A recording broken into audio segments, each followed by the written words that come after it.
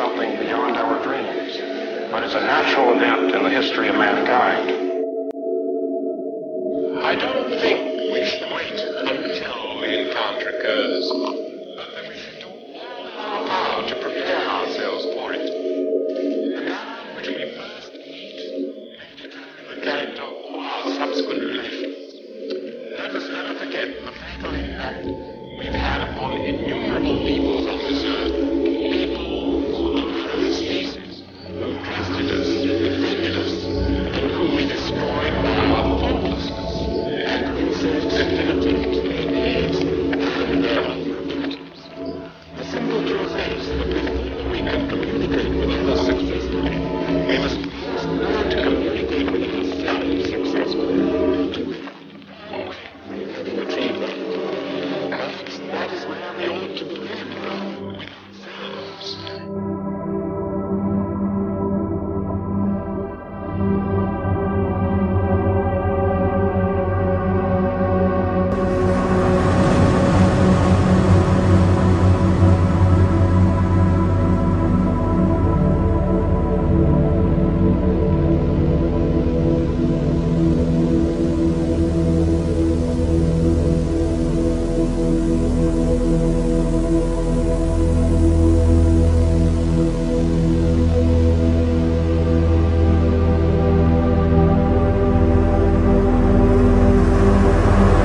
The UFO phenomena is quite an elusive topic.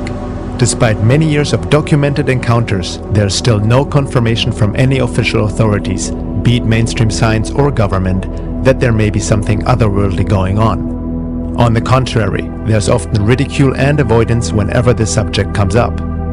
Yet most of the general public believes that extraterrestrial UFOs exist and that the government is hiding information from us. Many people have had UFO sightings themselves. However, most people also don't give it much attention or thought, believing that it doesn't really affect us anyway and that we'll deal with it once official contact has been made. But what if the UFO phenomena is not what we thought it is, but has influenced humanity and the world at large for thousands of years? What would be the implications? Our views on life and existence, science and religion, spirituality and evolution, consciousness and psychology, as well as reality as we know it, would take on a whole new understanding when looking deeper into the UFO phenomena and the possibility of a higher alien intelligence affecting our world. Maybe we're not the main show here on Earth, and maybe not even on top of the food chain. Let's not forget, not too long ago we believed that the Earth is flat. What else will we discover? In general, it is impossible to get into any discussion about this topic with people who dismiss something right away without having sincerely looked into the evidence and research. There is no point in simply discussing beliefs and set viewpoints. Discussion is only constructive when it is not limited by personal preference, beliefs, or a conditioned worldview. Open-minded objectivity is essential when seeking truth. With that in mind, we must also be discerning, because truth is often mixed with lies, especially in a topic outside of what is socially and culturally accepted. It's a big swamp, but the sincere seeker who approaches the subject with a critical mind can see that, without any doubt, something otherworldly is going on and has been going on for a while. There's one important issue that needs to be considered when dealing with such fringe topics: our own level of cultural conditioning. Many people project a certain typical image on the extraterrestrial phenomena based on Hollywood movies and sci-fi literature, which mostly tends to humanize intelligent alien beings in some way and keeps it on a very physical level, with aliens supposedly coming from another planet and acting out human qualities. What we see in the mainstream does affect how we view this topic, even if only unconsciously. The conditioning through official culture which has fictionalized this topic is deep and far-reaching. It cannot be underestimated. The question is, how to separate truth from lies? How can we find out what is really going on in this elusive field? What do we really know, and what do we just believe or assume? We should never underestimate the trap of wishful thinking and denial. Looking at it all with what the Buddhists call beginner's mind helps in the process of revealing the truth. No preconceived ideas or assumptions, but simply looking at it as it is, cross-referencing the data and research out there, using logic and intuition alike, separating disinformation from reliable information, slowly putting together the pieces of this puzzle. It is obviously a topic where no one has the whole picture, and there's still much to discover. But at one point, when you have a certain amount of pieces, you can start to see an image arising. Let's look at some of these pieces and how the image could look like.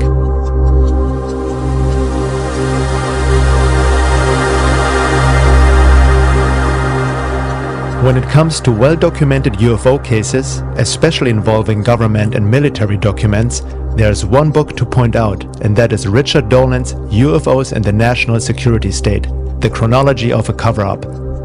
Dolan comes from an academic background, giving him the much-needed critical but open mind when researching such matters. He holds an MA in History from the University of Rochester and a BA in History from Alfred University.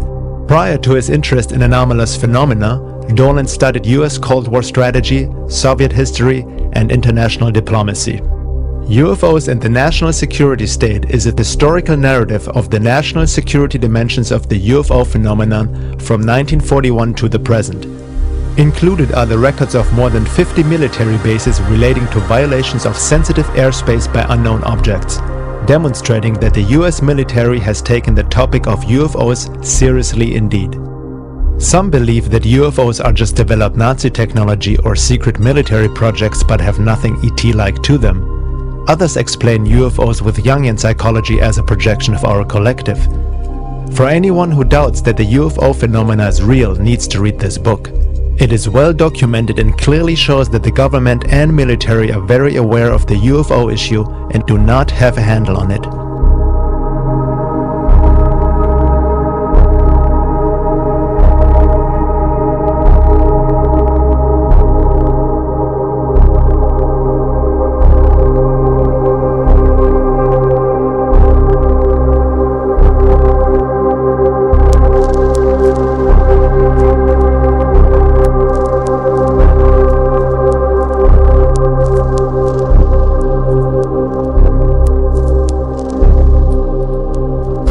One of the interesting things about UFOs in the history of this country, 1952, a very big year. Why? Well, for one, it seemed like the entire nation was being invaded by UFOs. Civilians and military people alike around the country were watching these things. Military people reported them a lot. This is a memo from the Director of Scientific Intelligence for the CIA to the Director of the agency, Walter Beadle Smith, in December 1952, and this is what it says. At this time, the reports of incidents convince us that there is something going on that must have immediate attention. Sightings of unexplained objects at great altitudes and traveling at high speeds in the vicinity of major U.S. defense installations are of such nature that they are not attributable to natural phenomena or known types of aerial vehicle. It's the CIA. People don't just come out and say, "Boss, I think we're being invaded." But that's about as close as you're going to get in a classified memo to the director of the Central Intelligence Agency in 1952. The really extraordinary encounter occurred when this object detached a smaller object from it, which then pursued the F-4 interceptor. The pilot pulled an extreme turn to get away from the object, and this small object turned inside his own arc and then rejoined the mother craft for a perfect rejoin. That's 1976. What can do that today, much less 35 years ago? Well, officially speaking, we don't really know. Unofficially, I think we do know.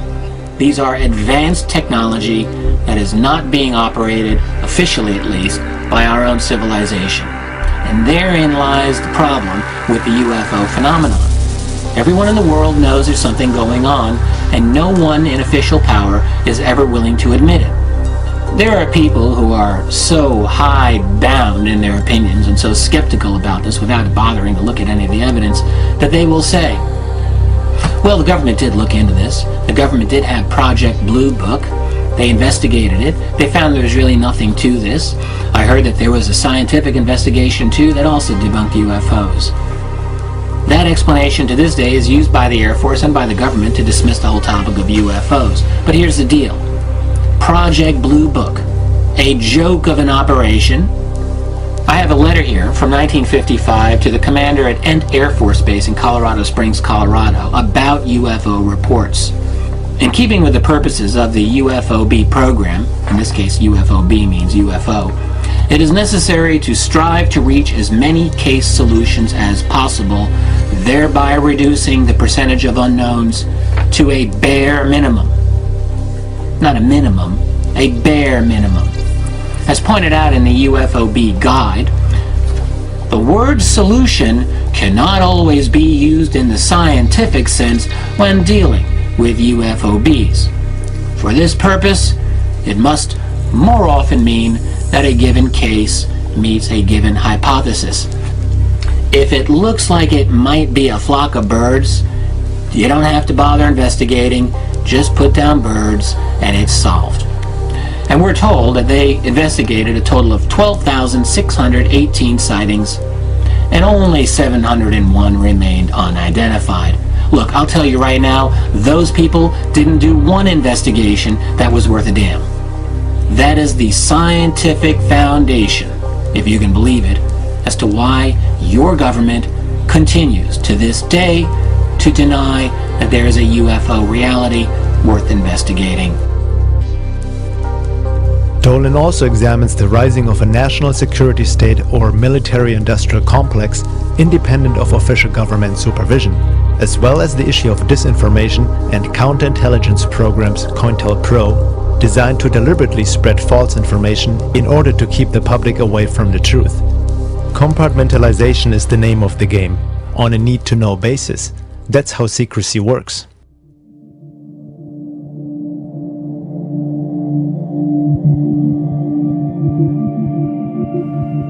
Many people who have looked into the topic of UFOs have come across the Disclosure Project, an organization under the guidance of Stephen Greer, which also reveals the government and military involvement in the UFO field. At first, the Disclosure Project seems to be a very good source and has a somewhat more serious image than your average UFO site. Greer and his project is quite popular these days, especially in the New Age movement. UFO enthusiasts seem to take Greer's work as a credible, reliable source and are happy to hear that our benevolent space brothers are here, possibly providing us with technology like zero-point energy, which the secret government is apparently hiding from us. According to Greer, we are also threatening the aliens and a possible contact scenario because of our space weapon program. While there is some valid information presented by Greer with the very ideal objective of bringing about disclosure of the UFO phenomena through Congress, there also seems to be disinformation, in particular in regards to the intention of the visitors. Greer claims that there is no evidence of any negative behavior on part of the ETs. But is that true? UFO researcher Guy Malone writes about Stephen Greer. There are certain problems with the lesser known but equally sought after goals of the Disclosure Project, which hide, in plain sight, behind the noble top-line pursuit of disclosure which should raise concerns. Namely the seemingly religious zeal with which Dr. Greer promotes the intergalactic community we are supposedly being invited to join. These other non-essential to disclosure pursuits are built upon a single faulty premise, that UFOs are not ever harmful.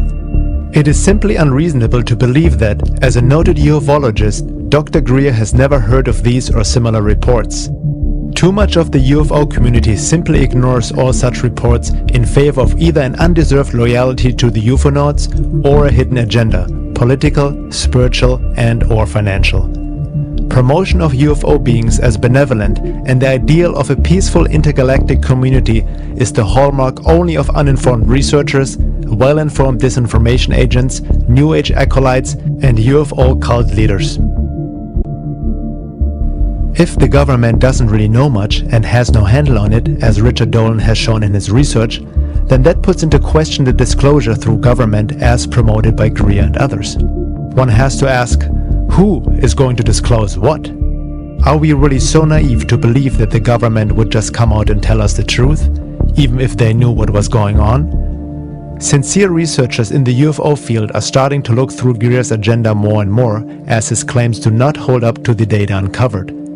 Could Greer be a disinformation agent in classic COINTELPRO fashion? Laura Knight-Yajic writes about Greer in her book, The Secret History of the World. In the present day, we have Stephen Greer's Disclosure Project. Based on the mail I get, it seems that many in the New Age UFO community think that this is a great and novel idea. However, history shows that it has been tried before.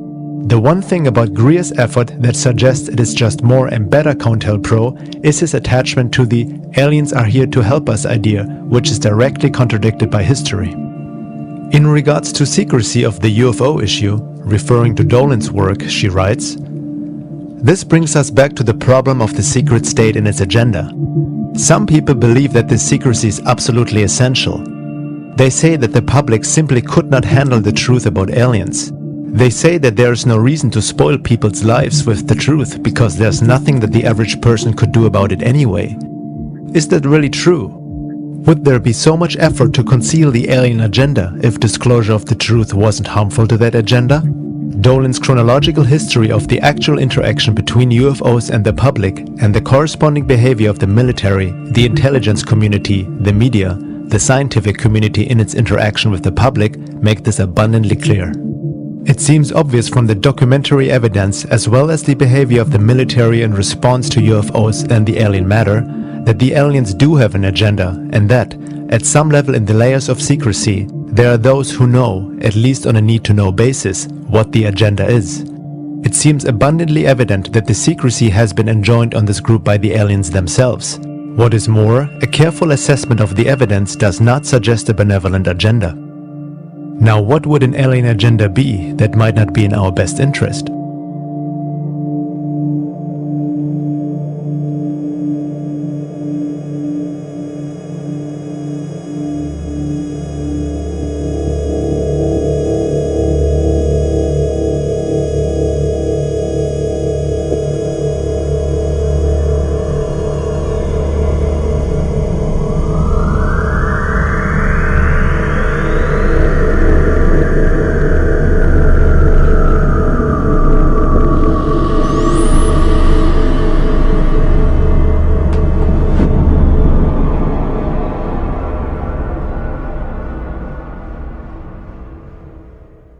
A very important issue, which Stephen Greer and many supporters of the benevolent alien scenario seem to completely miss, distort or deny, is the topic of alien abductions. For the layman who has never looked into it seriously, it may be a topic to make fun of, making jokes about anal probing and such, but anyone who has ever researched that field in more depth knows that the picture is not very funny. There is a high strangeness to this whole abduction phenomena which is hard to explain. Many abductions are not that obvious and can only be retraced through hypnosis, as the aliens seem to have an ability to mind control the abductee, erase memory, manipulate space and time, as well as implant certain thoughts, emotions, everything from bliss to indifference, and even false memories of what really went on in an abduction. This happens through the use of a hyperspace technology that makes our technology look like the Stone Age. Some abductions have been reported fully conscious without hypnosis, and there seem to be many similarities between the stories of thousands of reported abduction cases worldwide, independently showing a rather disturbing picture. Dr. David M. Jacobs has been doing research in the UFO abduction field for over 40 years, published several books and has worked with thousands of abductees, mostly using hypnosis techniques to reveal these experiences. He states, "My research is based on more than 42 years of UFO research. In addition, since 1986, I have conducted over 1,000 hypnotic regressions with abductees. I've tried to be as objective and as agenda-free as possible. I have no New Age, spiritual, religious, transformational or transcendent program to promote. I try to stay as close to the evidence as I can. However, there is no possibility that I have avoided error. The majority of evidence for the alien abduction phenomenon is from human memory derived from hypnosis. It is difficult to imagine a weaker form of evidence, but it is evidence and we have a great deal of it." Admitting to the difficulty of researching the abduction phenomena, Jacobs, however, rules out the idea that abductions are just a psychological or imaginary issue. Too many accounts from too many unrelated people tell the same developing stories over and over, which just don't fit into any psychological frame. So how does a typical abduction look like? Jacobs describes it in a nutshell. Abductions are a complex series of events and procedures directed by the abductors to passive or controlled abductees. In a typical or common abduction, Humans are taken out of their normal environment by aliens. The people are rendered passive and cannot resist. They are taken aboard a UFO, their clothes are removed, and they are made to lie on a table. A series of physical, mental, and productive procedures are then administered to the subjects. People's physical bodies are probed and examined, sperm is taken, eggs are harvested. The aliens perform staring procedures during which they gaze into abductees' eyes at a distance of only an inch or two. These mind scan procedures appear to be neurological manipulations which give the aliens the ability to enter into people's minds.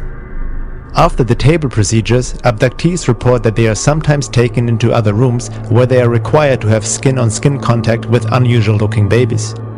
Abductees say that these babies seem to be crosses between humans and aliens. They call them hybrids.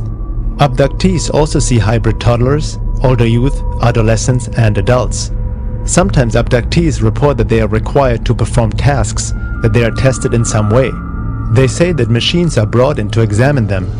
They sometimes are required to have a form of sexual intercourse with other humans and sometimes with adolescent and adult hybrids.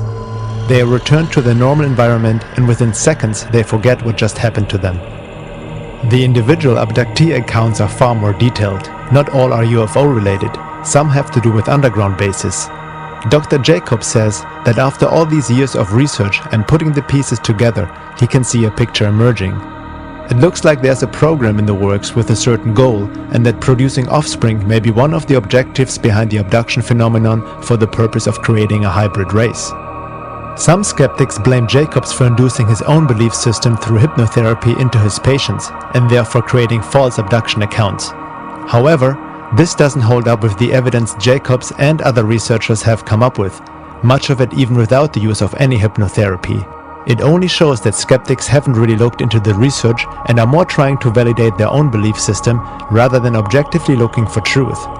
In regards to the typical debunking of the abduction phenomena, be it through the scientific or spiritual community, Jacobs says, "In my 40 years of UFO research, the last 20 of which spent studying the abduction phenomenon, I have learned a simple evidence truism. All debunkers make one or more of three fundamental mistakes. They do not know the evidence, they ignore the evidence, or they distort the evidence. Any of these errors would be catastrophic and perhaps even scientifically dishonest when writing about something of accepted scientific consequence. Leaving in mistakes is tantamount to ignoring or to distorting the evidence. Unfortunately, when it comes to abductions, all debunkers comply with the evidence truism. There are no exceptions." Dr. Rick Strassman, author of DMT, the Spirit Molecule, hypothesizes that alien abductions are brought on by the accidental release of DMT, dimethyltryptamine, produced by the pineal gland inside the brain. While conducting DMT research in the 1990s at the University of New Mexico, Dr. Strassman advanced the theory that a massive release of DMT from the pineal gland prior to death or near death was the cause of the near-death experience NDE phenomenon. Several of his test subjects reported NDE-like audio or visual hallucinations, while others also reported contact with other beings, alien-like, insectoid or reptilian in nature, in highly advanced technological environments where the subjects were carried, probed, tested, manipulated, dismembered, taught, loved, and even raped by these beings. It is interesting to note how similar the accounts of his test subjects, who were administered DMT intravenously, are in comparison to what can be found in abduction research. DMT certainly is a mystery molecule that seems to open doorways to another world or reality. However, Strassman's theory that abduction experiences are brought on by the accidental release of DMT seems to be short-sighted when taking a closer look into the alien abduction scenario.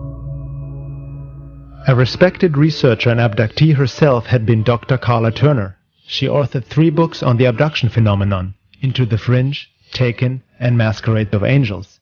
She died of a strange fast-acting cancer in 1996, after being threatened for her work. She was just 48 years old. Dr. Turner confirmed the work of Jacobs and others. However, she thinks that the creation of a hybrid race is not the whole picture, as there are many cases of abductions that show different behaviors and agendas. She really must have struck a chord, as she was harassed by agents and military alike throughout her life until her death. According to her research, Dr. Turner believes that humans are being used as a resource by these aliens in many ways.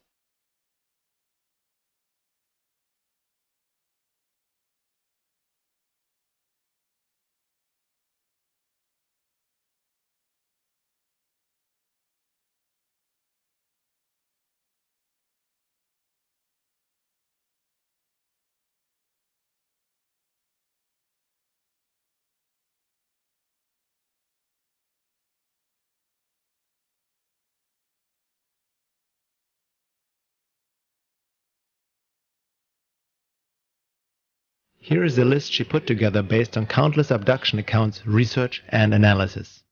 Aliens can alter our perception of our surroundings. Aliens can control what we think we see. They can appear to us in any number of guises and shapes.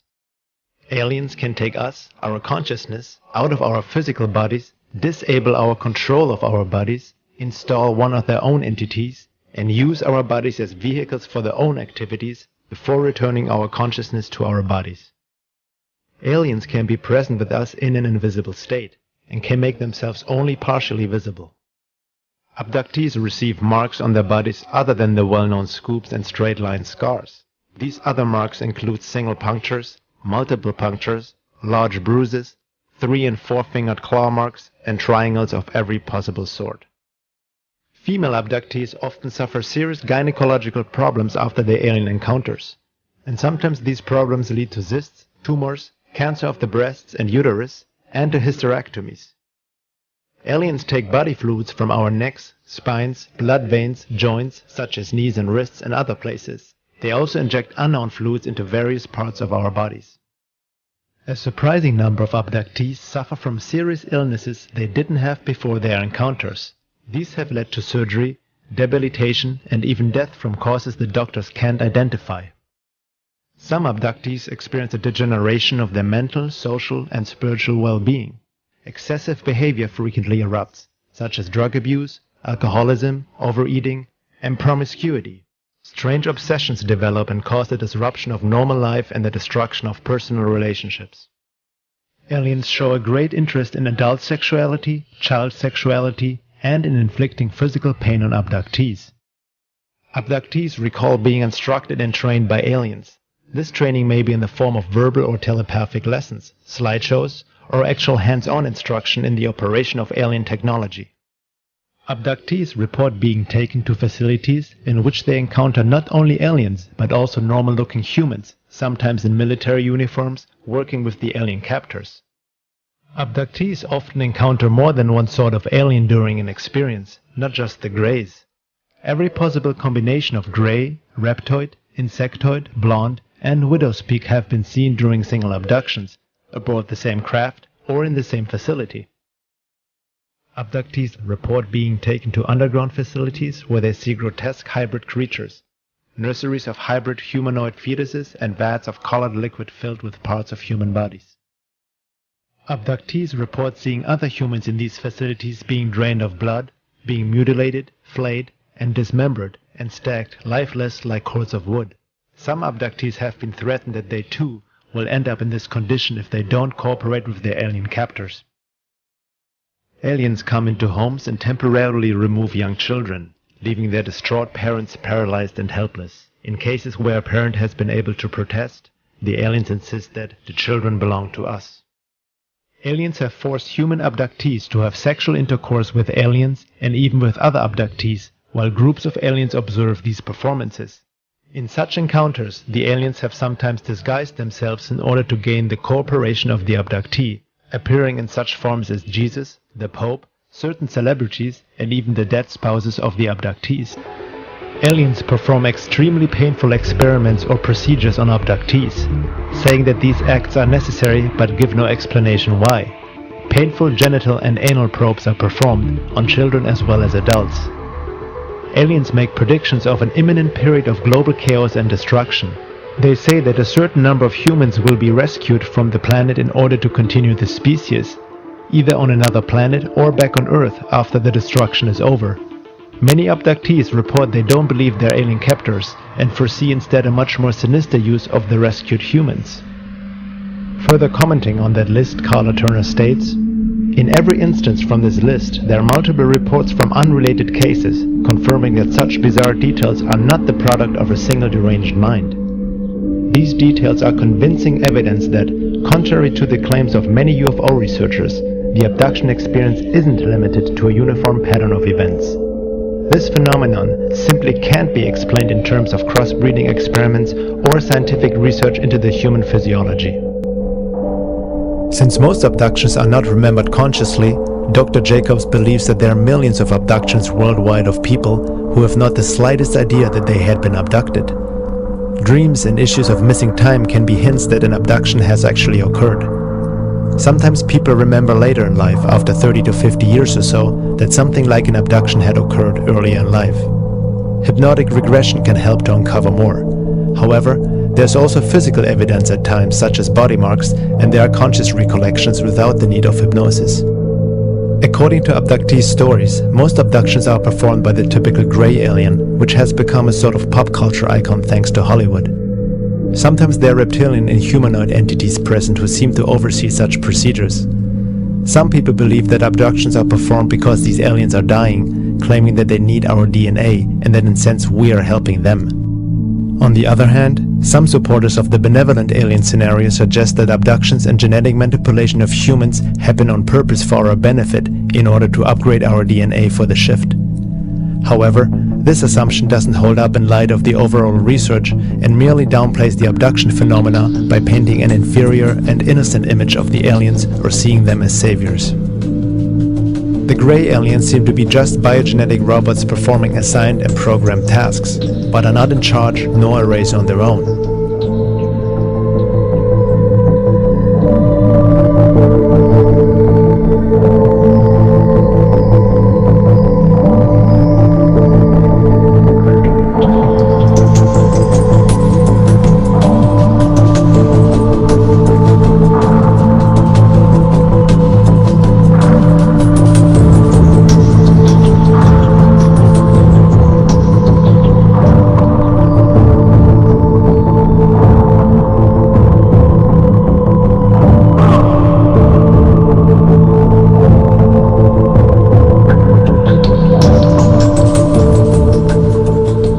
Greys have a tiny mouth slit, a resemblance of a nose and ears, but there's no suggestion that they use five sensory perception, eat, breathe, or use speech like humans do. Communication is done by telepathy.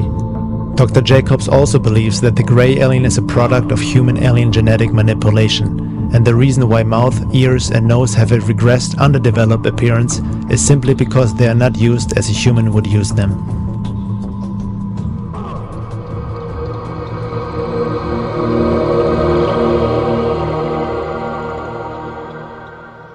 Stanton mentioned the need to hold ourselves to facts in this field, and I think that is extremely important. We should repeat that 10 times a day as we go through the work in this area. The problem, of course, with the abduction phenomena, as with a lot of ufology, is that the nature of the alien activity is designed deliberately to keep us from having much in the way of concrete evidence. Designed that way. It is not an accident.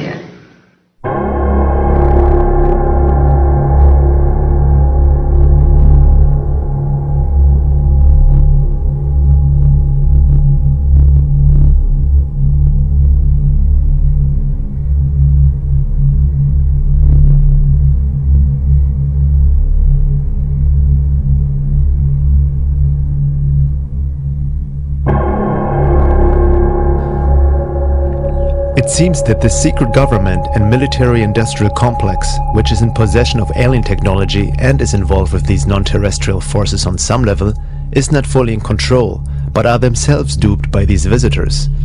Looking into military abduction accounts, MyLab, researched by Dr. Carla Turner, she has reports by people who have been abducted regularly by aliens and then also started to get abducted by military personnel, who then questioned the abductees about what the aliens wanted from them and what they conveyed to them. Whatever is going on, the alien forces seem to have their own agenda and are not just in partnership with the secret government. Deception is the name of the game, not only through the military-industrial complex, but also through the aliens themselves. Military abductions are happening, but they seem to have a different purpose than what Stephen Greer suggested. He believes that all abductions are simply staged by the military to give the aliens' entities a bad name. Abductions, in my assessment of this, there is no question there is an abduction phenomenon, and it is not, as has been argued by some people, most notably Dr. Stephen Greer, simply a military phenomenon. In fact, I think it's irresponsible to make this argument. There is something... Yes, you can clap for that. It boggles my mind, to be perfectly candid here, that a researcher can make such a blanket statement. You have a phenomenon that's gone on globally for a long time. You have individuals that are describing highly consistent things in terms of their abduction experience. And I don't know what else it can be other than a kind of religious-like zeal that can cause a person blindly to say the only abductions that occur are military. This I find indefensible. And I think that a careful review of the evidence certainly leads to that conclusion. Abductees and contactees seem to get duped by their alien friends as well, being told they are special and they have certain important functions to perform in the coming future. Some abductees claim that they have given permission for abduction through their unconscious mind and have developed a kind of a Stockholm syndrome, worshipping their abductors. What needs to be kept in mind is that these beings are able to create virtual realities, trigger emotions, and implant thoughts. I believe now that the reported and confirmed details in all of these reports are strong evidence against accepting consciously recalled alien encounter reports at face value because of the illusion capabilities, because of the screens, and because of the virtual reality technology that we have witnessed being manifest by these entities. I believe that if we build our theories on such information, the consciously reported information only, we're building on sand, on illusions that the aliens create for us, and I think to confuse and mislead us. Now, this is not to say, however, that all alien encounters are virtual reality events, because there is also plenty of very strong evidence for the physical nature of many of these encounters. So to be perfectly objective, the definition of abduction would have to include any event or scenario that is generated externally for the targeted person, whether it be a physical encounter, a virtual reality scenario, or a telepathic contact. Some people reported they felt this love when they had a UFO sighting. Well, looking a bit deeper into it all, a supposed feeling of love is by no means an indication that these are benevolent beings, considering they seem to be able to induce emotional states into humans at will. We can easily be emotionally manipulated, and we can be very impressionable beings. Movies are a good example of how sound and vision alone can make us laugh, cry, or be scared, let alone what hyperspace technology might be capable of that is clearly far superior than anything known to man. They can play any scenario to make the abductee feel as if it is a spiritual experience. Hence, many contactees claim these alien beings are benevolent, despite the fact that abductions happen against their free will to begin with. In order to fully grasp the topic of abductions, we need to let go of what we think is or is not possible, while watching our conditioned mind, which tries to explain away such experiences with basic cultural approved psychology or New Age spirituality. It is very important to understand the high strangeness of the UFO and alien phenomena. People who haven't really looked into it carefully paint pictures too fast, asking how all this could be possible on such a grand scale without anyone really noticing. They don't realize that a lot of this is a non-physical phenomena, dealing with a high intelligence life form who might be a bit smarter than us humans and don't think like a human, that is able to pop in and out of 3D physicality, transcending time and space.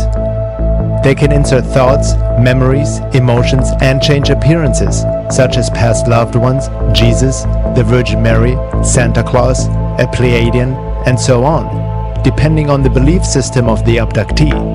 This is further documented in Dr. Carla Turner's books Masquerade of Angels and Into the Fringe. In one case that I recount in Into the Fringe, James had mostly conscious recollections and almost no hypnosis. He remembered being drawn into the proximity of a beautiful Pleiadian woman who was very alluring and tender and almost seductive. She wanted him to come into her embrace. When he got into the embrace and thought she was going to kiss him, she disappeared entirely, and what was left in her place was a purplish-black, bumpy, almost slimy-looking character with fairly asymmetrical features. I have encountered the same type of creature in a couple of other cases. The entity was very strong. Instead of embracing James, the creature threw him down on the ground and shoved a 2-foot-long tube down his throat, into his stomach, and pulled up stomach juices. The next day, he still had some of the bile taste. The interior of his throat was sore, and he discovered claw marks around both sides of his neck where he had been held down.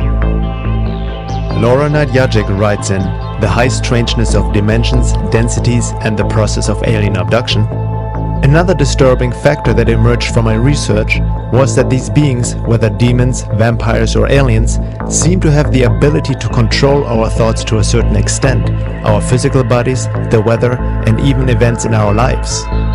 Many people reported that their abductors were benevolent beings, but when we consider all the factors of the big picture of the phenomena, it seems that such stories of benevolence may be misleading.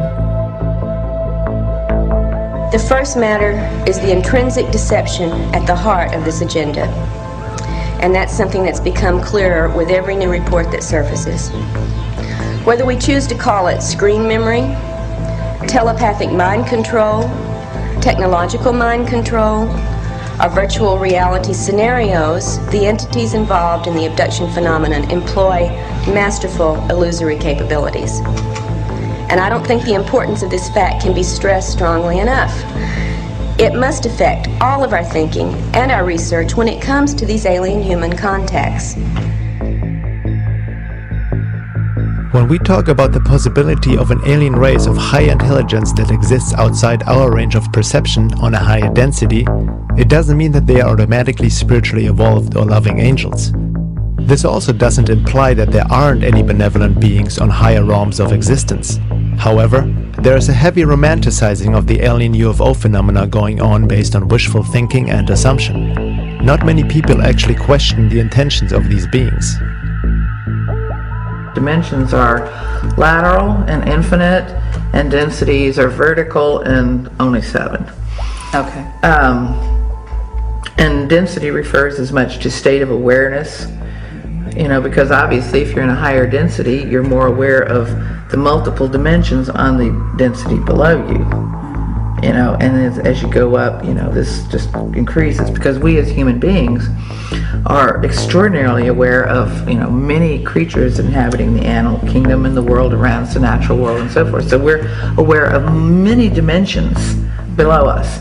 And we'd have to say that these higher dimensional or higher density beings have the same perspective on us that we have on, and that's kind of a scary thought, especially if you realize that they may not have your best interest at heart. And just as the farmer has a lot of awareness of the many dimensions of his herd of cows, he knows them very well, because he knows which ones he's going to butcher to have and put in his freezer. Could there not be the possibility that there is an alien intelligence that has been around far longer than we imagine, and who may look at us like we look at and use in many ways lower life forms on this planet as a resource, and even as food? Food doesn't have to be physical, and these beings seem to feed off our emotions and energy.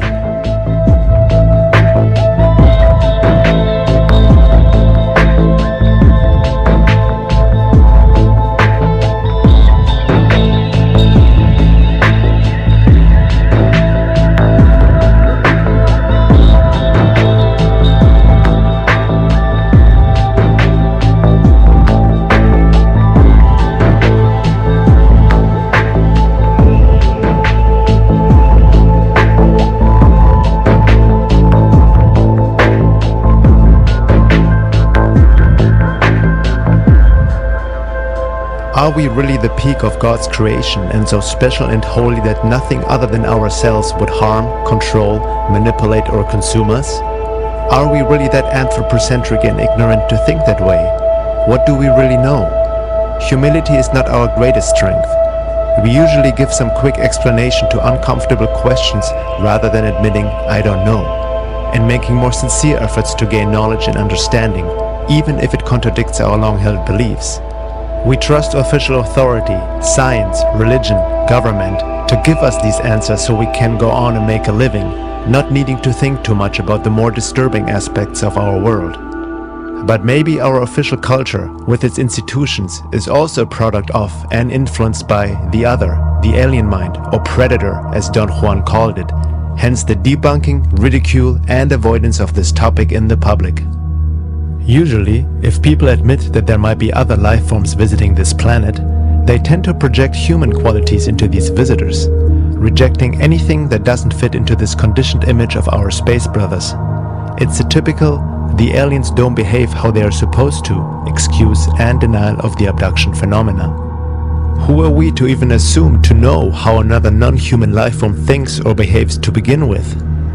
Some abductees have had healings done by their alien abductors, but maybe it is for a whole different purpose than just caring for the sake of caring.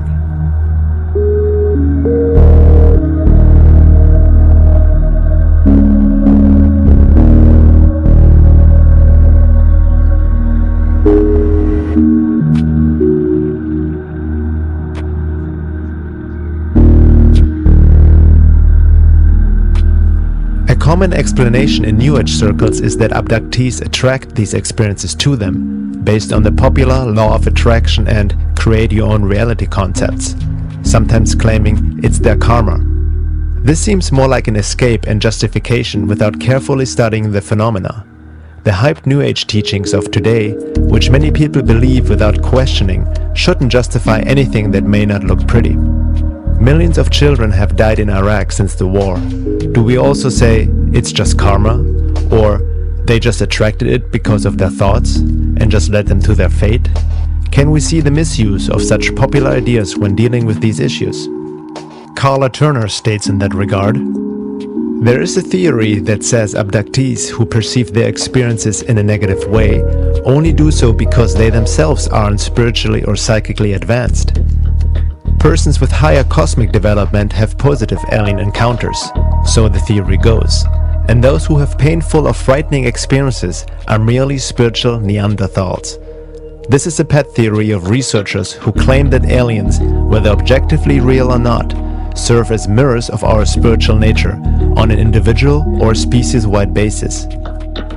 Having worked with so many decent, honest, positively oriented abductees, however, I believe this theory is wrong. It is worse than wrong. It is despicable as blaming a rape victim for the violence committed against her. This attitude leaves many abductees feeling doubly violated. First by the aliens who took them, and then by the UFO researchers to whom they turn for explanations and help. Daniel Pinchbeck and others suggest that these entities performing the abductions are aspects of our psyche, and how we perceive them depends on how we look at them.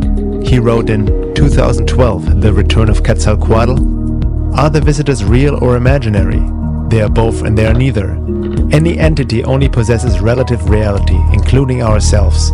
Entities who manifest on other forms of consciousness, such as the Greys, are, at the same time, separate from us and aspects of our own psyche.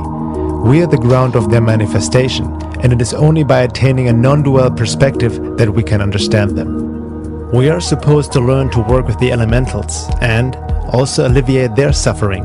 It is clear from the abduction accounts that the visitors are suffering. Like dusty insects attracted to flame, the Greys yearn for our qualities of soul warmth. Despite their cunning and technological acumen, these qualities remain beyond them. They are intelligent and sentient, hence aware of their exiled status. Unable to escape their desouled condition, they desire to draw humans into their lower world, sustaining their half-lives on our subtle energies. They appear to be utilizing their dream world technologies in a serious and desperate attempt to find a way out of their cul-de-sac. Everything exists and nothing exists at the same time. The aliens are separate from us, and at the same time they are part of us. While there is obvious truth to such ideas from a higher perspective, these considerations are useful only for the expansion of perception, but are not useful for practical application. By simply dismissing strange aspects of reality as existing and not existing at the same time, or separate from us and at the same time part of us, is to generalize life with oversimplified spiritual perspectives such as everything is an illusion or we are all one. There is a danger to philosophize and essentially buffer up the issue without seeing the limitations of such higher truths in our state of being and existence. In general, There seems a tendency in the New Age arena and certain progressive conscious movements to come to an oversimplified application of spirituality and quantum mechanics. Also, by defaulting to the assumption that the grey aliens are beings who suffer and crave what we have, Pinchbeck and others ignore much of the evidence and research that show quite a different picture. Looking at what Dr. Carla Turner and other abduction researchers have found out, it seems more likely that the grey alien is as much suffering and yearning for our soul warmth as a robot performing certain tasks.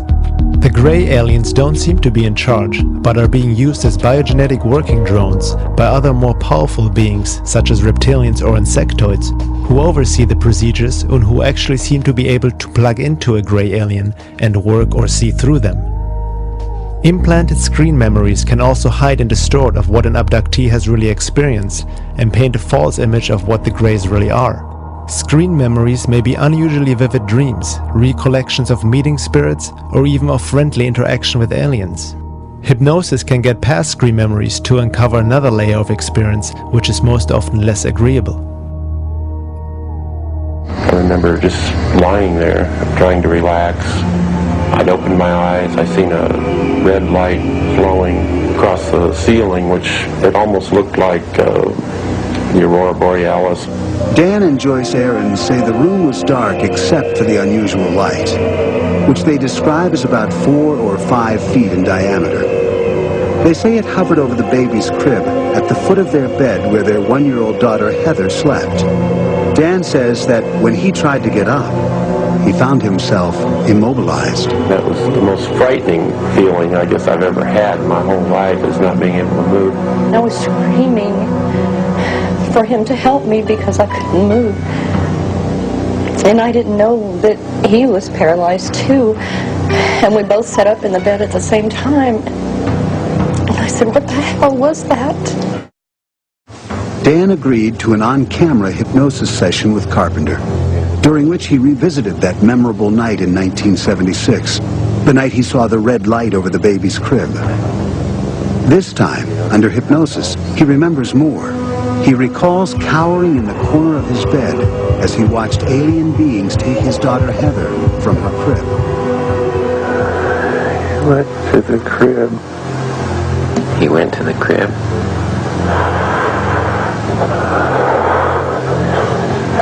Crib. Uh-huh. I can't move. You can't move. You don't have any control over what's happening. No.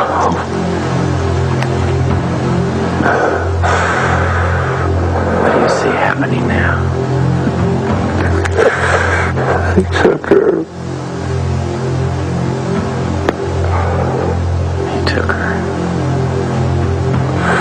Under separate hypnosis, Dan's wife Joyce recalled the same sequence of events.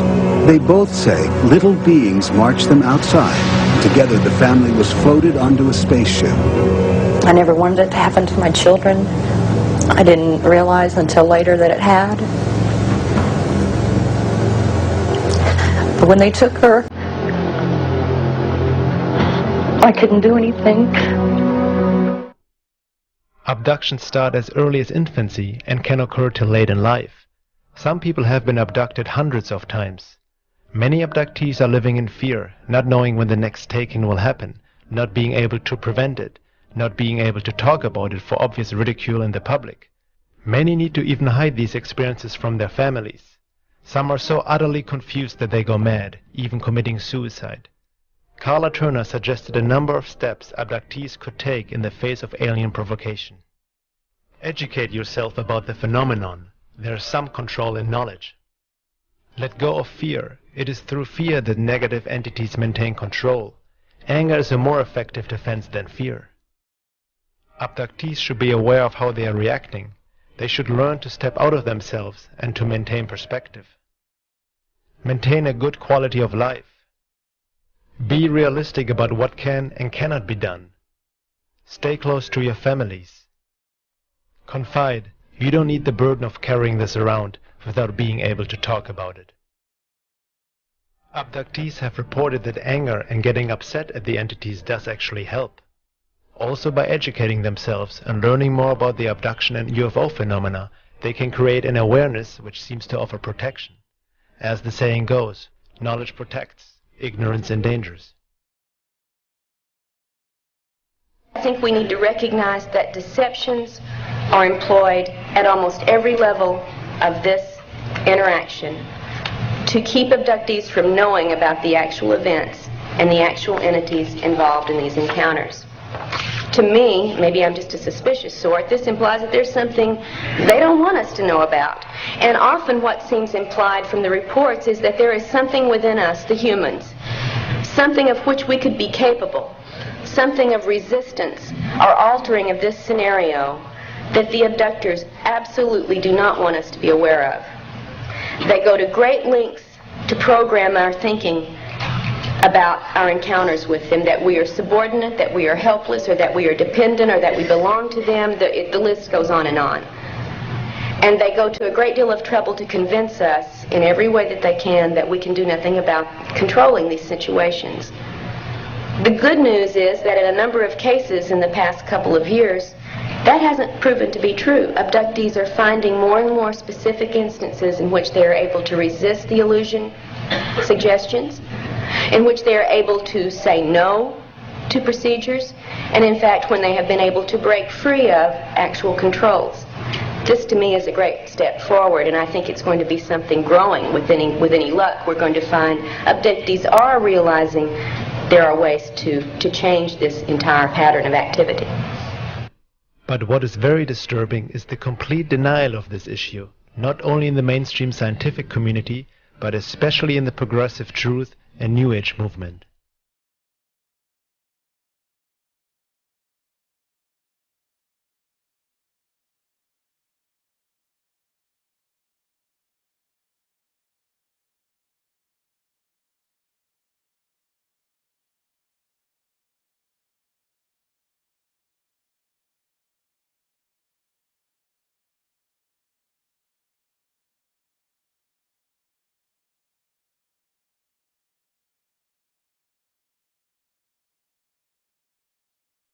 The topic of alien abductions is mostly treated as if it is non-existent, and that is the best way to keep a secret.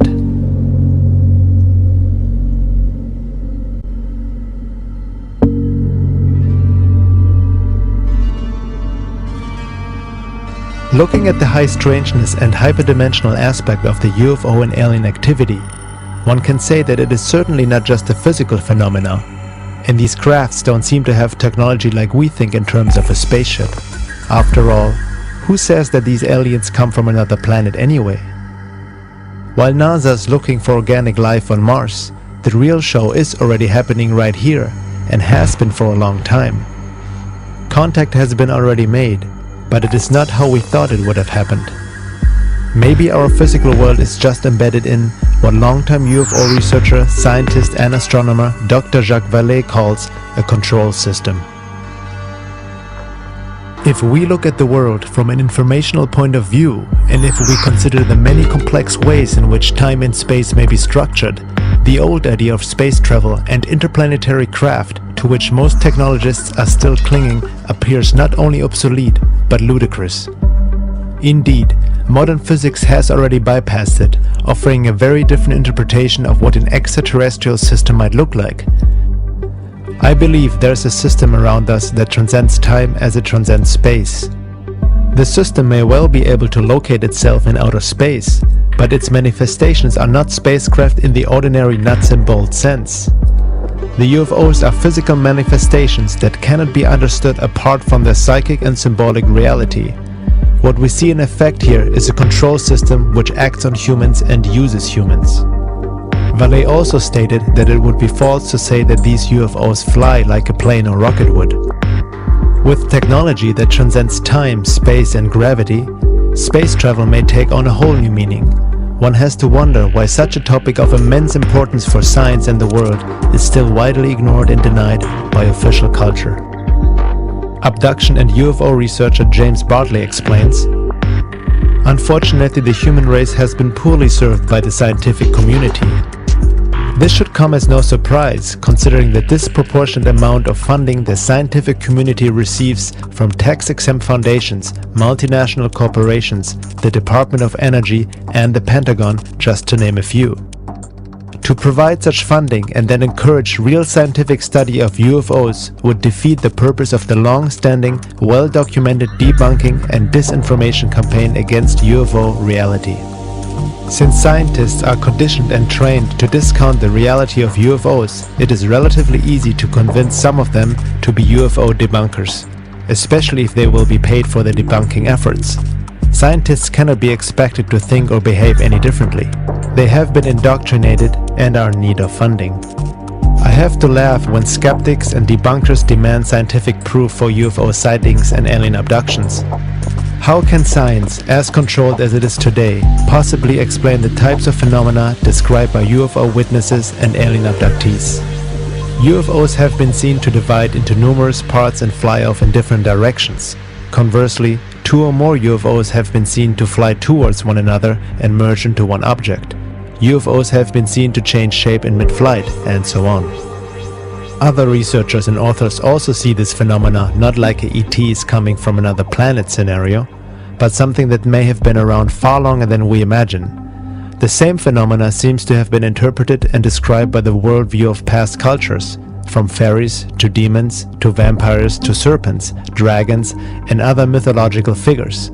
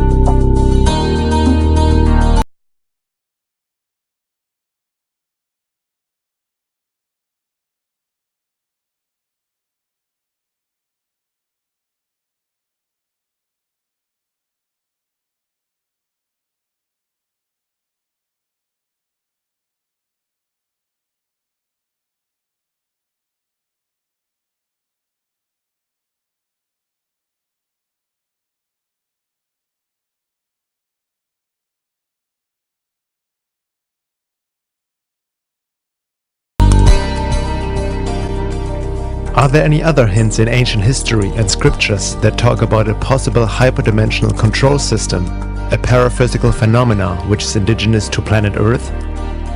The Gnostics are giving us some insights into the idea of hyperdimensional realities and beings inhabiting them.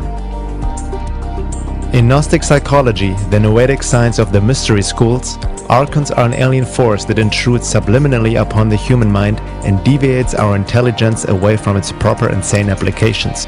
Working through telepathy and suggestion, the archons attempt to deviate us from our proper course of evolution.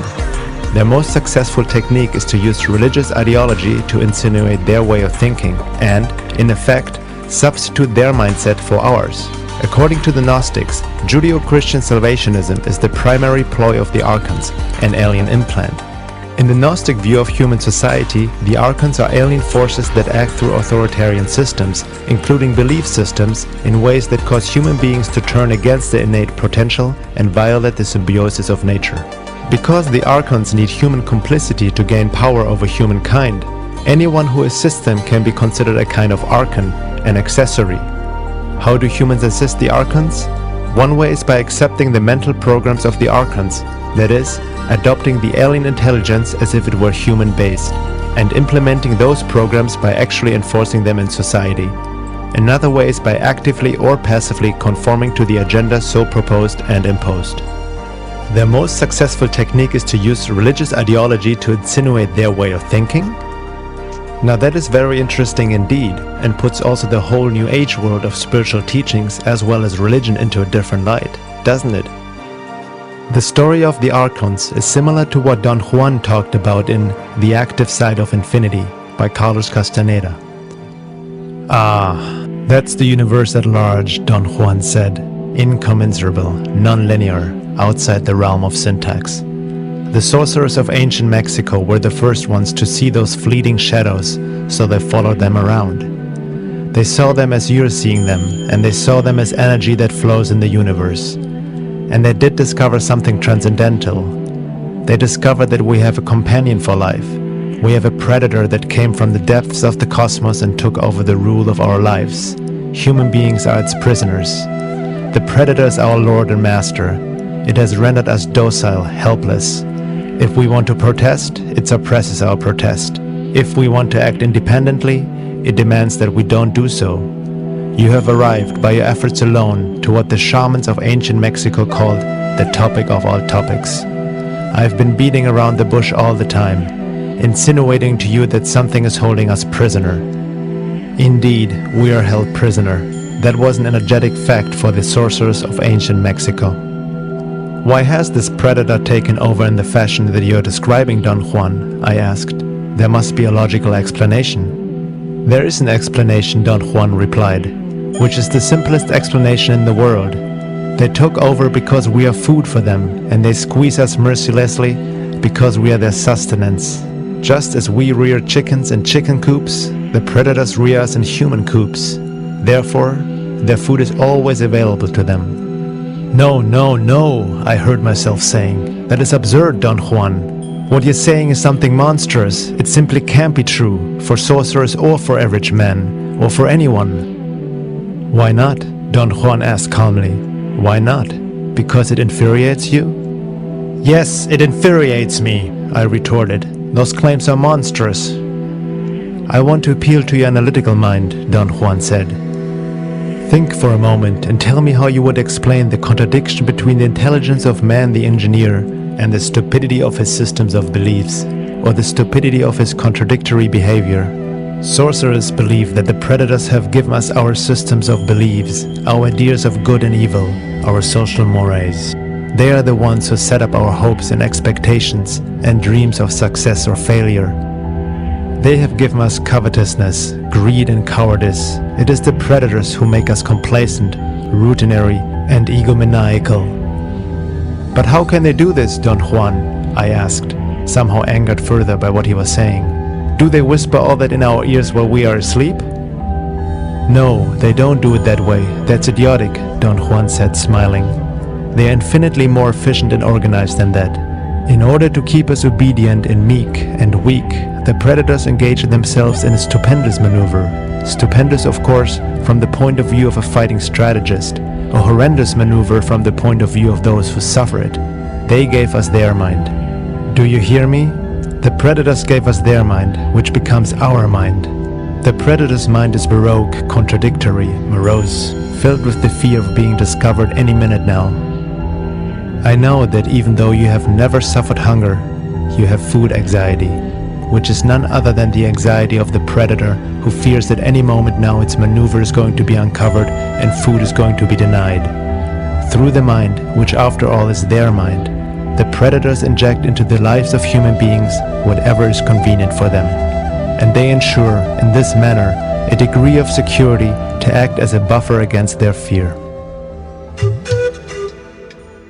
Looking at Don Juan's words in the light of what we have explored so far, we should maybe put on a different lens when reading Castaneda's books, no matter if Don Juan was real or not, as some people like to argue over. They contain a great amount of esoteric knowledge when read in the right context, much of it resembling Gurdjieff's fourth way teachings. Our reality might indeed be controlled by denizens of a higher reality. Gurdjieff refers to them in the story of the evil magician, cited by Ouspensky in Search of the Miraculous. There is an Eastern tale which speaks about a very rich magician who had a great many sheep. But at the same time, this magician was very mean. He did not want to hire shepherds, nor did he want to erect a fence about the pasture where his sheep were grazing. The sheep consequently often wandered into the forest, fell into ravines, and so on. And above all, they ran away, for they knew that the magician wanted their flesh and skins, and this they did not like. At last the magician found a remedy. He hypnotized his sheep and suggested to them first of all that they were immortal, and that no harm was being done to them when they were skinned, that, on the contrary, it would be very good for them and even pleasant. Secondly, he suggested that the magician was a good master who loved his flock, so much that he was ready to do anything in the world for them. And in the third place, he suggested to them that if anything at all were going to happen to them, it was not going to happen just then, at any rate not that day, and therefore they had no need to think about it. Further, the magician suggested to his sheep that they were not sheep at all. To some of them he suggested that they were lions, to others that they were eagles, to others that they were men, and to others that they were magicians. And after this all his cares and worries about the sheep came to an end. They never ran away again, but quietly awaited the time when the magician would require their flesh and skins. This tale is a very good illustration of man's position. The Sufi were also hinting at manipulation and deception through hyperdimensional forces, especially in regards to people seeking spiritual experiences. William Chittick wrote in The Sufi Path of Knowledge, "Nowadays most people interested in the spirituality of the East desire the experience, though they may call what they are after intimate communion with God. Those familiar with the standards and norms of spiritual experience set down by disciplined paths like Sufism are usually upheld at the way Westerners seize upon any apparition from the domain outside of normal consciousness as a manifestation of the spiritual. In fact, there are innumerable realms in the unseen world, some of them far more dangerous than the worst jungles of the visible world." Al-Arabi himself said, "So preserve yourselves, my brothers, from the calamities of this place, for distinguishing it is extremely difficult. Souls find it sweet, and then within it they are duped, since they become completely enamored of it."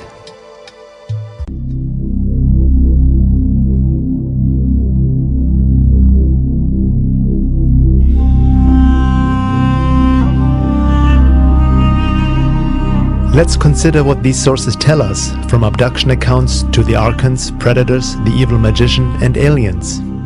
Could they all relate to the same phenomena, manipulating humanity since the beginning of time? Where did religion originally come from?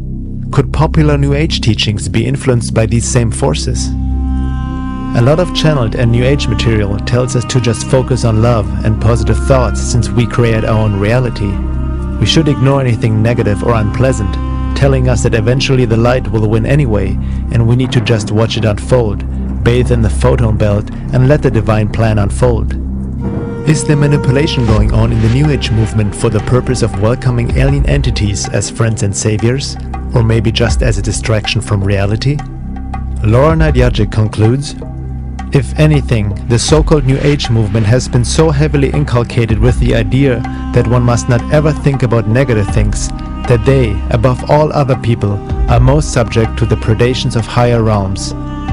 If you don't know about something, you cannot defend yourself against it. The consistent deflection from the truth of the state of so-called higher realms by masses of published material over the many years suggests almost a program of disinformation. It was beginning to look as though there was something or someone out there who didn't want us to know something."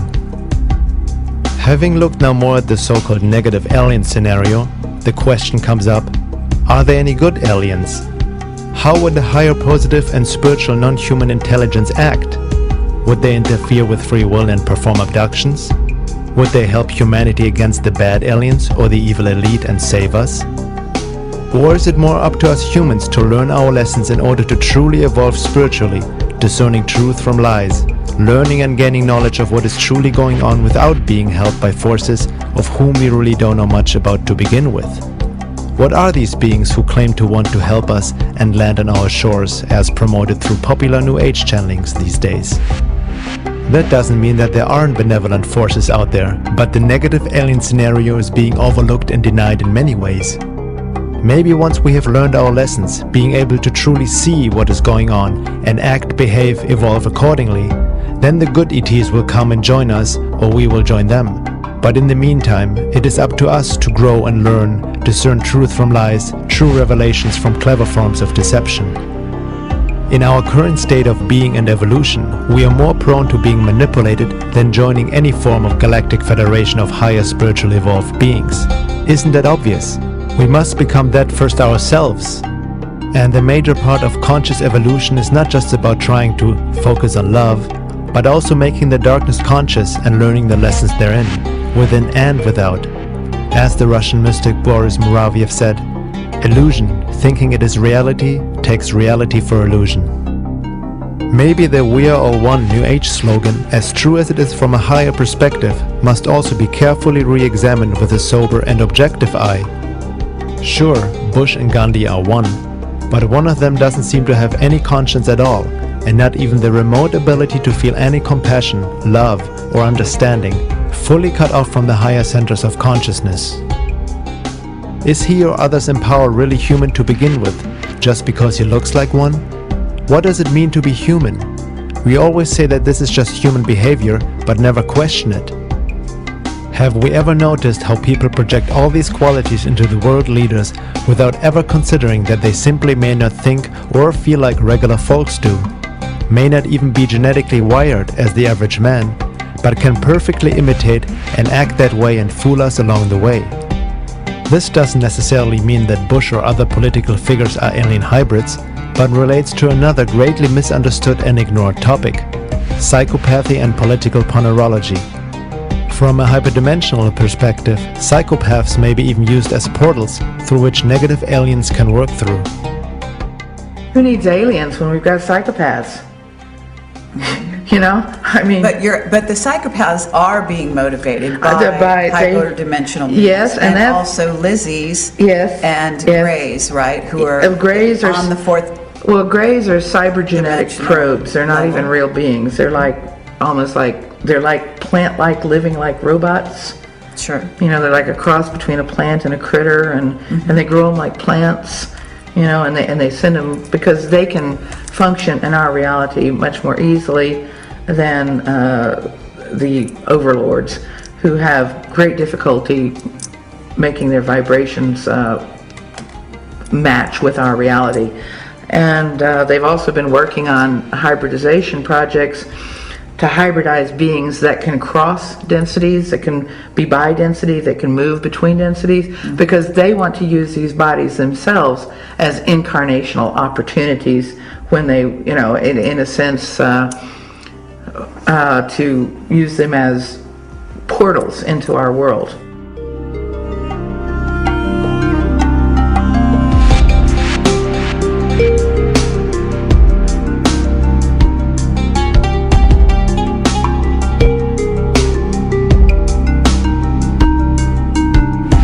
Millions of children are reported missing each year, never to be seen again. Did they just run away, or is there a more sinister truth to it? What may be the goal of this abduction and hybridization program that is going on in complete secrecy? Where is it all leading to? Some suggest as a replacement after cataclysmic changes have wiped off the majority of the population, like a reseeding.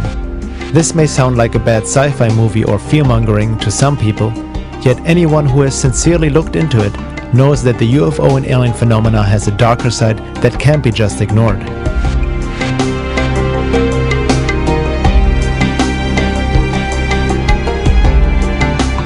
It is interesting to note that if there is something presented which may not look that pretty, it is sometimes automatically judged as fear-mongering or being negative.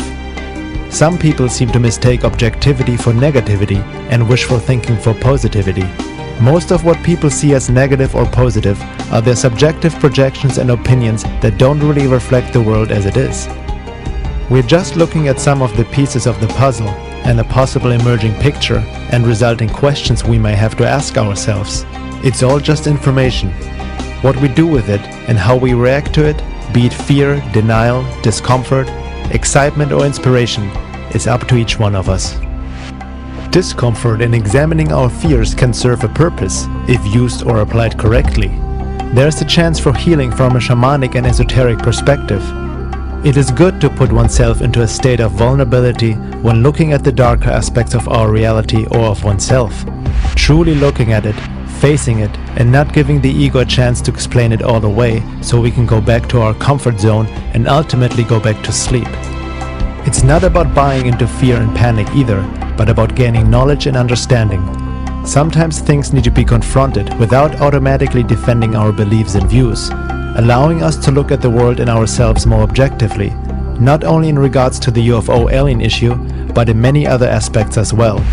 That's part of the awakening process and raising consciousness. One thing is for sure, the UFO and alien phenomena is real. Non-human intelligent entities are and have been visiting Earth, most likely interacting with humanity for thousands of years. The question is now, why are they here? Do they really come from outer space and a different planet? Or are they just hiding outside our perception and have been here all along, or maybe both? There are people who suggest that all we have to do is show love and project love on these beings, and that's how we become one and enter the golden age. Is that really the way and understanding of love, or is that part of the New Age disinformation program, welcoming our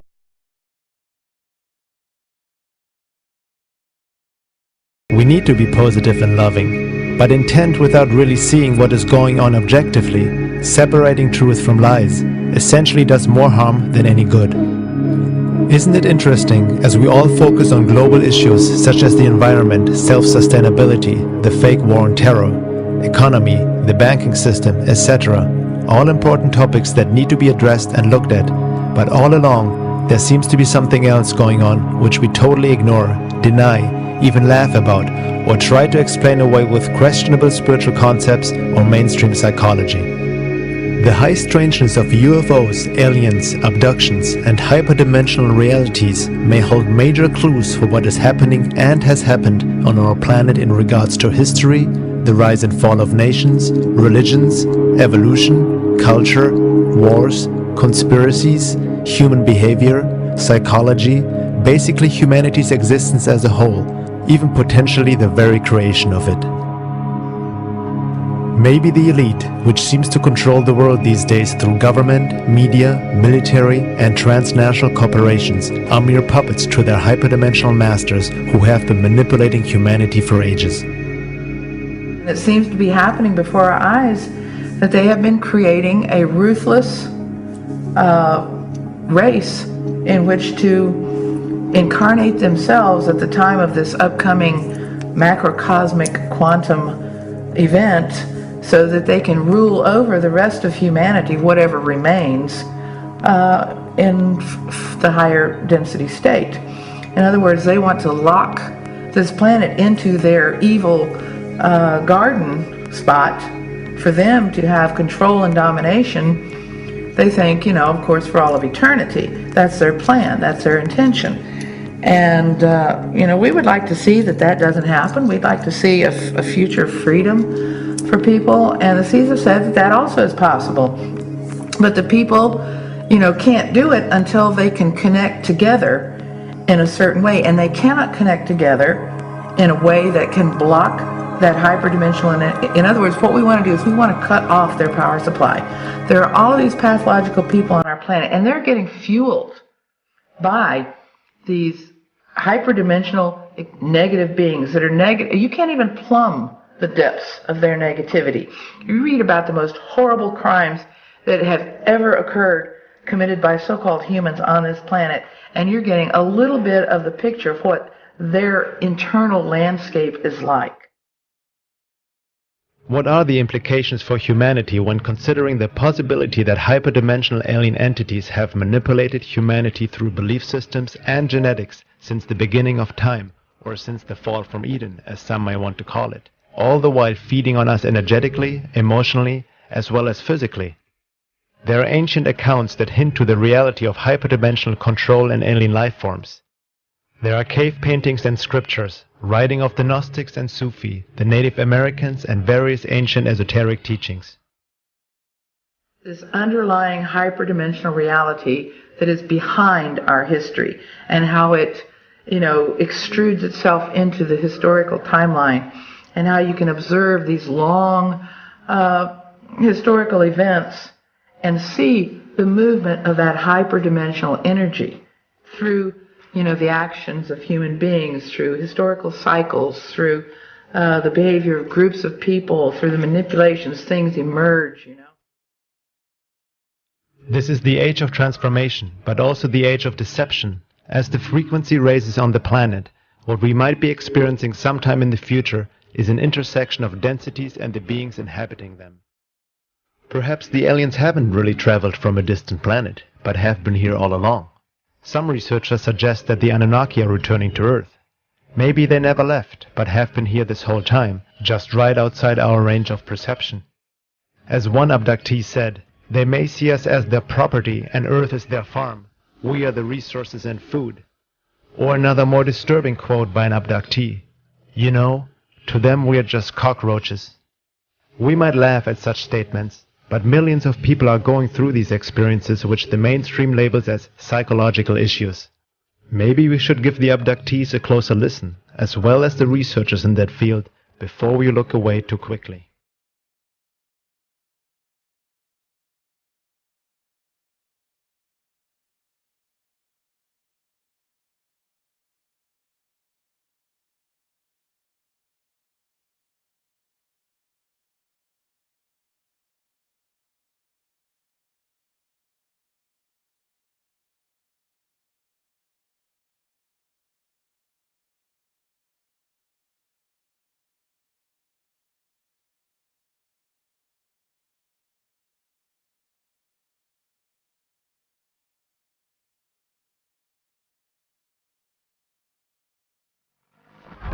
Food doesn't necessarily mean physical substance, but consciousness is food for higher density beings. These entities are feeding off our emotions and energy, and it seems they are trying to keep us in a frequency prison through genetic and other forms of manipulation, like implanting certain social, religious, and New Age belief systems. And maybe these aliens are not evil or bad to begin with, but just as bad as a human being who farms chickens for food and has a garden where he grows plants to eat. We also genetically alter our food, don't we?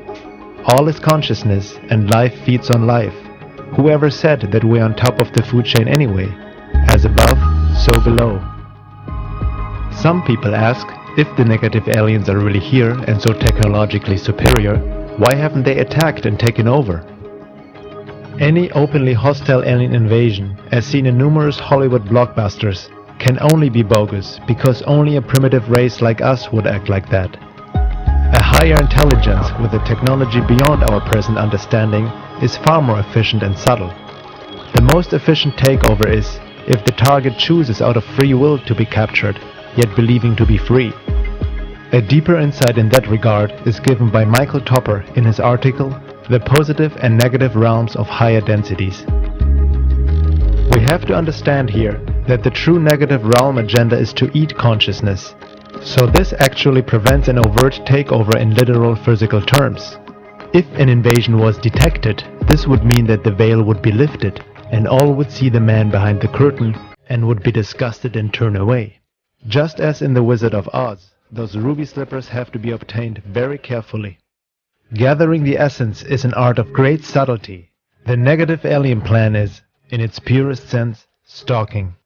The aim of stalking is to create a completely controlled artificial environment composed of thoroughly predictable human behaviors, made predictable because they have been programmed to respond to cues of conditioning, and all of this revolves around a story that is actually untrue and wholly misrepresentative of the real negative aim. The primary object of negative stalking is to persuade through strongly influenced but not robotic behavior patterns the free choice of the targeted consciousness to align with negative higher density existence. Because, in the long run, the object is the eating of functioning units of consciousness by the negative hierarchy, with free will intact. It is not good food otherwise. And Laura Nadjajic adds, the higher density positive entities are light beings. The higher density negative entities are light eaters. Love is light is knowledge. When they induce belief against what is objectively true, they have eaten the light knowledge of the person who has chosen blind belief over fact. When you believe a lie, you have allowed the eating of your energy of awareness. This is also why higher spiritually evolved benevolent ETs would never save us, because this is the way of life, and they know not to mess with free will. Positive ETs and aliens respect free will. They understand that this is part of evolution and the lessons within that.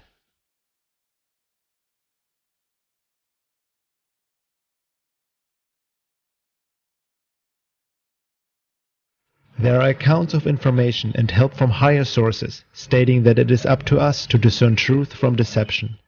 Everything is part of creation. Nothing is better or worse. Evolution is a process of learning, becoming aware and conscious, gaining knowledge and hence wisdom and love. The more one can see the world as it is, objectively, as the universe sees itself, the higher the degree of awareness and state of being. Higher evolved positive alien beings may assist and guide us in more subtle ways if we're able to see and know how to listen. But the work comes down to us. No one is going to do it for us. As the saying goes, the teacher appears when the student is ready. They don't interfere with our lessons we need to learn for the sake of our own evolution, personally and collectively.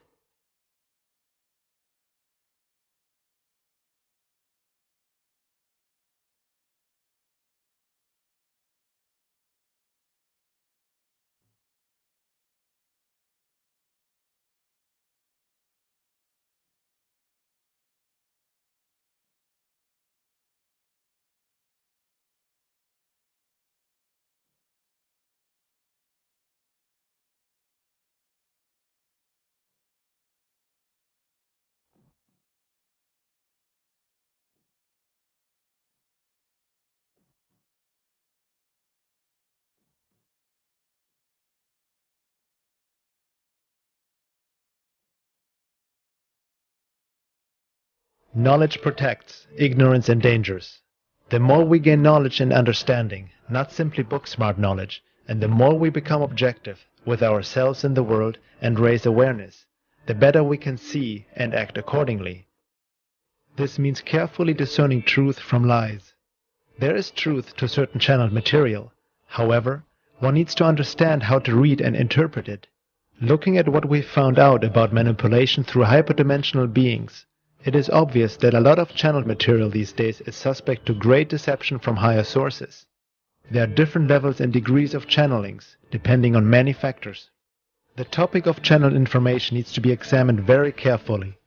Higher sources may be able to contact us that way, when asked for, and when it doesn't infringe free will or interferes with the learning process of the one asking. However, who is coming through and what is the source really saying is the question. Channeled material should never be taken as fact and proof alone, but one should cross-reference it with other material and combine it with scientific research. There are some sources that actually encourage that approach and tell us that it is up to us to learn, discern and gain knowledge, hence becoming more aware and consciously engaging in the process of evolution and awakening. In that sense, we are the ones we've been waiting for, as the Hopi Indians would say, or we are our own rescue team, as another channeled source states. But just focusing on love and light and visualizing the best outcome is not going to work and actually feeds the negative agenda. This attitude may be the greatest deception and is exactly what the alien intruders want us to do. They may be behind the emerging New Age religion and New Age thought to begin with, and they seem to be taking advantage of our good nature. Who is to judge what is a good outcome to begin with? Good is a very subjective statement. What is a good outcome for the aliens might be not so good for humanity and vice versa. We need to understand our subjective limited view and perception of good and bad, dark and light, in regards to the big scheme of creation and all intelligent life within. Are we bad because we eat plants and animals? True spiritual work entails more than just focusing our attention of what is possible. It means becoming aware, and becoming aware, conscious, entails seeing the world and oneself as it is, as one is, objectively, dark and light, without rose-colored glasses on or projecting into it how we like it to be or not to be. Before we can create something new and better, we need to clearly see what is going on, in ourselves and in the world. Otherwise more damage will be done, and it's like a blind man stumbling around in the porcelain store.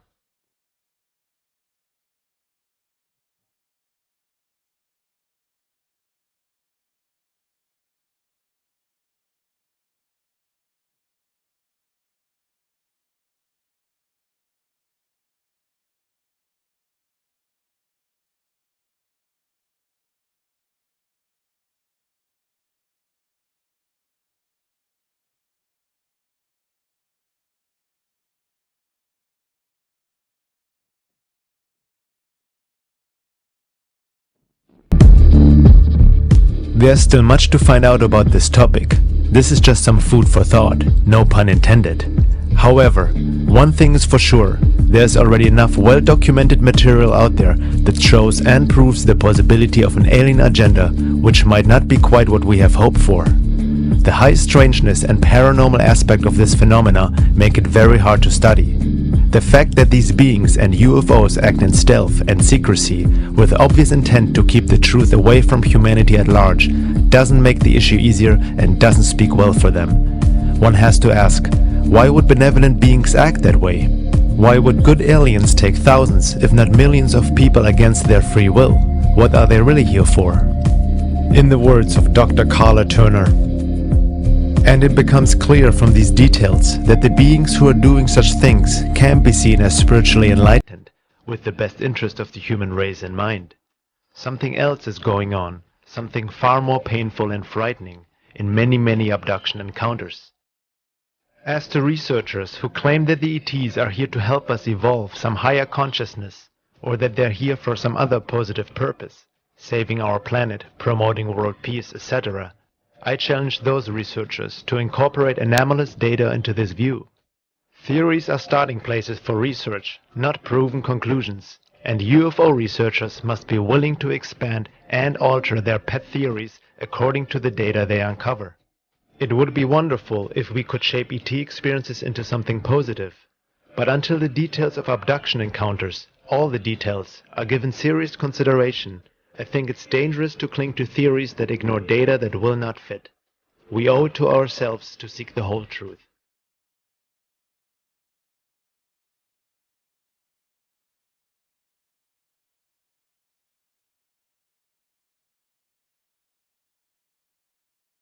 We need to get out of our habit of romanticizing anything that has to do with alien intelligent life forms according to our wishful thinking, nor deny the UFO reality completely out of conditioned non-belief, nor buying into any fear. This means growing up and becoming spiritually mature, being able to look at the world as it is, the dark and the light, without preference, and understanding what dark and light really means to begin with, moving from subjectivity towards objectivity, re-examining our beliefs and so-called spiritual knowledge we have gained over the years, which we at times just repeat without questioning. Everything from Eastern and Western religious teachings to mainstream New Age stuff and various spiritual teachers who have been on Oprah and on mainstream TV, marketing a passive, self-centered kind of spirituality to the masses in this billion-dollar heavy New Age industry. What is really going on? A true awakening or further manipulation and control? The deception in this day and age is massive and cannot be underestimated.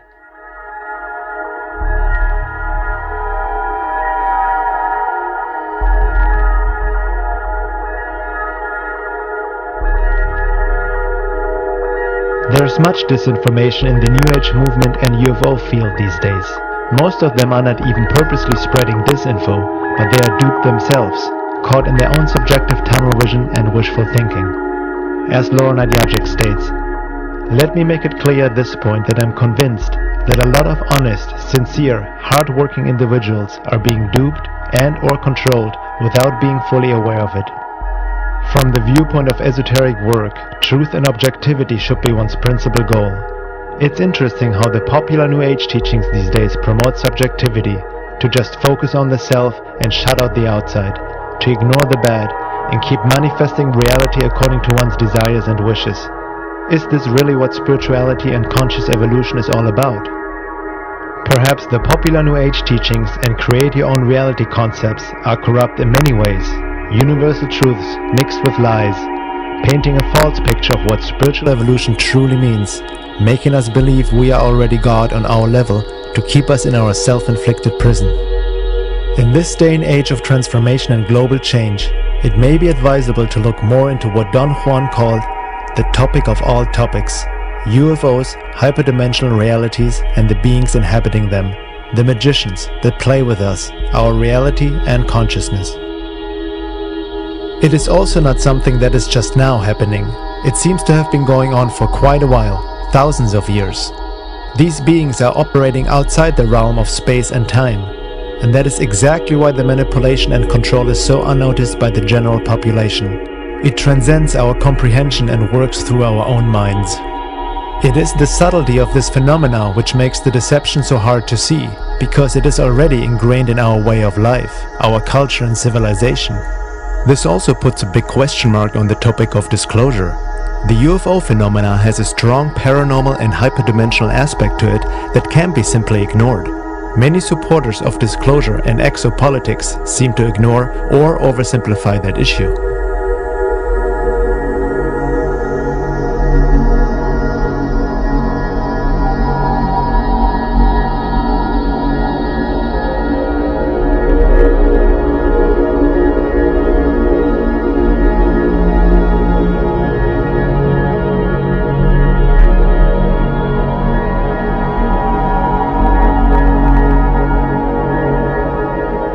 The alien invasion we are subjected to is happening and has already happened through our minds and beliefs, the religious, spiritual, and genetic manipulations throughout the ages by hyperdimensional beings and methods we are only scraping to understand and most of us are not even aware of to begin with.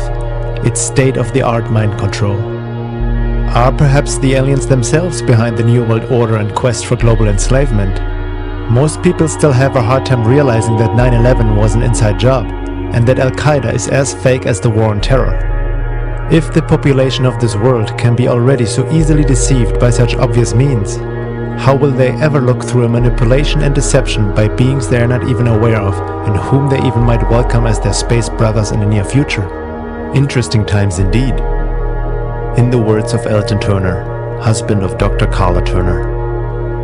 I believe that our very thoughts and consequently our behavior as a race of sentient beings are being undermined through the power of insinuation and the implantation of controlling devices in our bodies by non-human, most of the time, entities.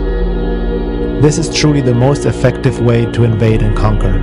I do not trust such creatures, no matter what I've been told about their altruistic motives. We, as a race, have never been free to discover our own true identity. Every social advance we attempt is thwarted by some maniac who springs up with almost divine grace to lead us into madness.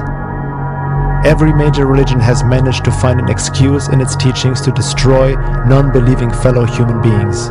A part of me shudders every time I hear of yet another killing based on 2,000-year-old hatreds.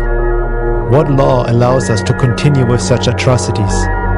What influence keeps such hatred and fears alive? Why are we abductees so afraid to ask for help from our own society? We have been invaded, but I do not yet believe that the battle is over. Invasion with sticks, knives or guns is a human reality, not necessarily a universal one. There are very sophisticated mechanisms being used in the invasion of our world. Why should our invaders use pointed sticks against us when they can get us to sharpen sticks and use them against each other? Can there be a more successful military campaign than one in which no shot is fired and in which the conquered populace gladly and openly welcomes their enslavers? We are being programmed mentally and socially to accept our invaders as saviors, not a conquering force.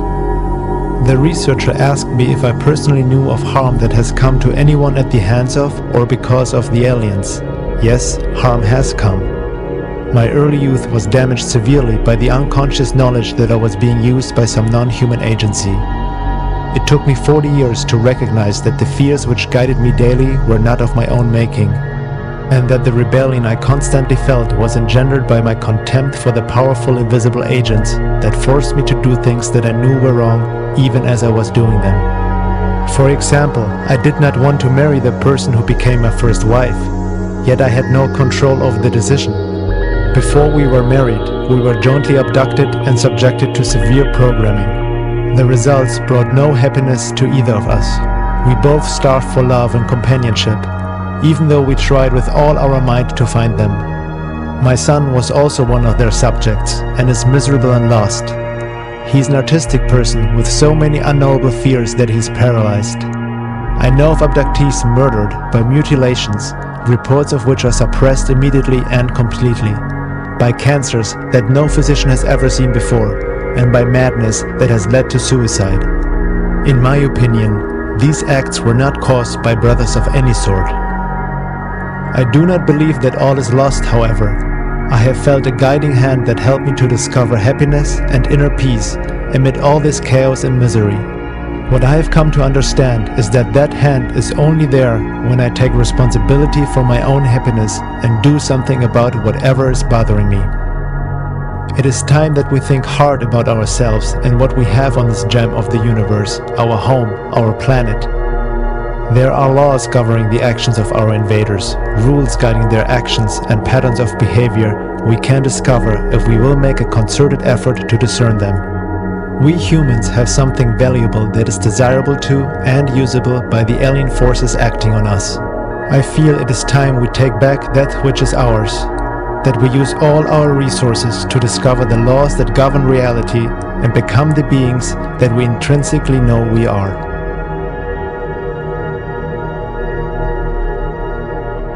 We're in a very unstable period of our history.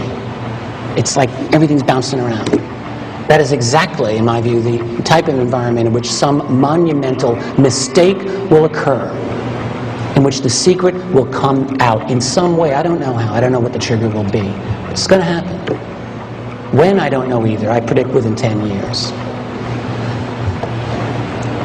Now, when it happens, there's going to be attempts, you know this, to control the spin. Okay? It's going to happen. And so it's going to be our job, the job of any responsible researcher, and your job, to ensure that that does not happen.